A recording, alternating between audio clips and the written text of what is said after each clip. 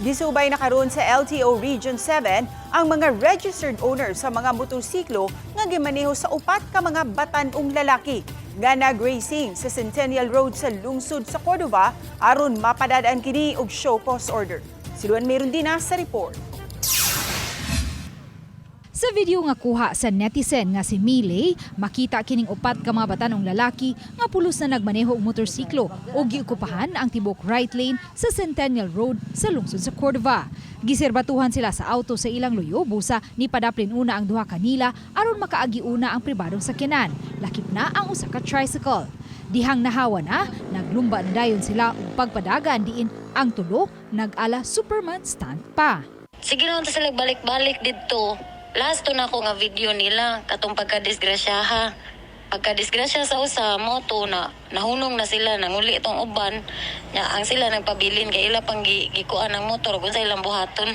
Matod sa netizen nga nagkuha sa mong video, naaghat siya pag-post ni ini sa social media aron mapitol ang mga batanong nalambigit sa risgo nga buhat. Duda ni Miley na nag-edad pa lang og 14 ngadto sa 15 anyos ang upat ka mga rider nga mga mulupyo raw sab sa Cordova kay pulos lang na nag-uran ug wala na nagsulubog helmet. Kay mga gagmay pa man kayo. Nya murag wala pa toy mga lisensya ba diin ka to sa motor sa labat ang papa.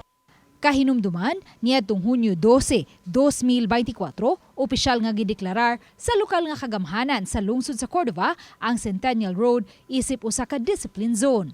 Lakip sa mga gidili sa dapit ang pag-inom og ilimnong makahubog, pagpanabako, pag-vape, pag-vandalize, pagpasagad og labay sa basura ug ang pag-drug racing.